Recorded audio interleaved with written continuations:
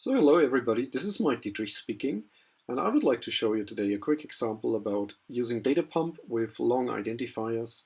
Long identifiers exist since Oracle 12.2, and it gives you the possibility to name tables, columns, objects, and so on with more than 30 bytes. 30 bytes was the limitation before until Oracle 12.1, but since 12.2 you can name most things in Oracle up to 128 byte in the name. So in this example, I would like to create a pluggable database. So pluggable database is created, and then I open it, of course, before I can do any actions on it.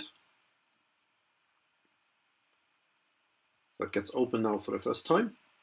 May take a few seconds. I switch into the PDB.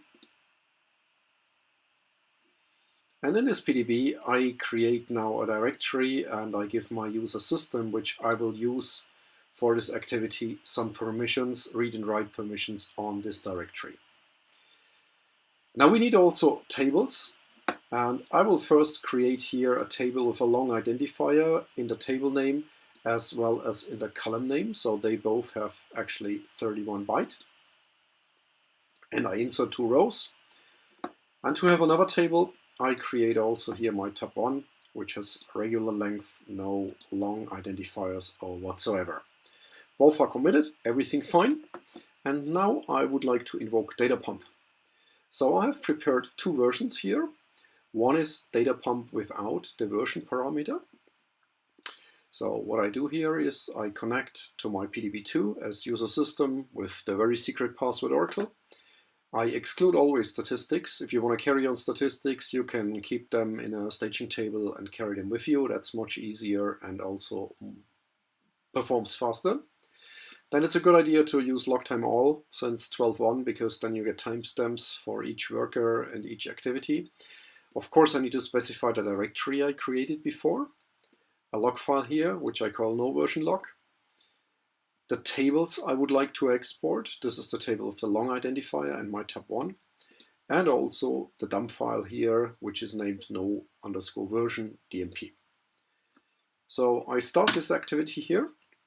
So you see it's an 18 database, multi-tenant environment, and it connects now to the database, does some previous checks, creates the master table, and once this is created, it starts invoking the export.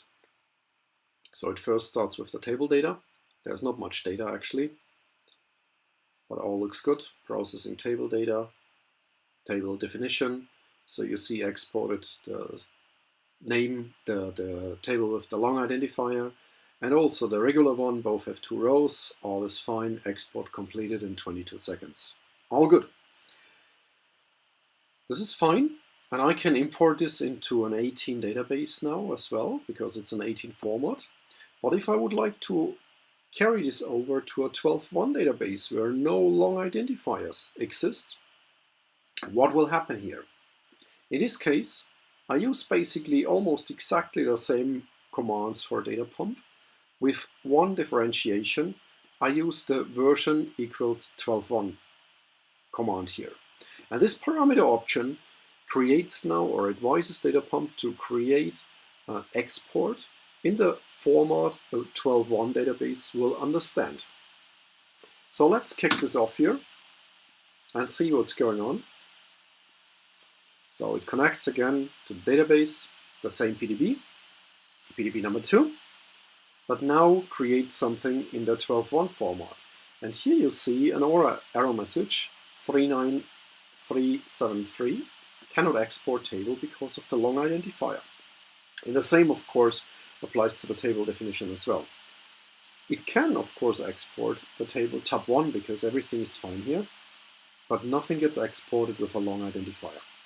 So this was the example I would like to show you today. Be aware, long identifiers are extremely helpful, but there is no init order parameter to turn them on or off. It's a default feature since Oracle Database 12.2. And you have to be careful if your environments are containing different Oracle versions and you would like to carry over data from A to B. If you are going down steps to a lower version, be aware that long identifiers may create a problem. Thanks a lot for your attention and have a great day. Thanks and bye-bye.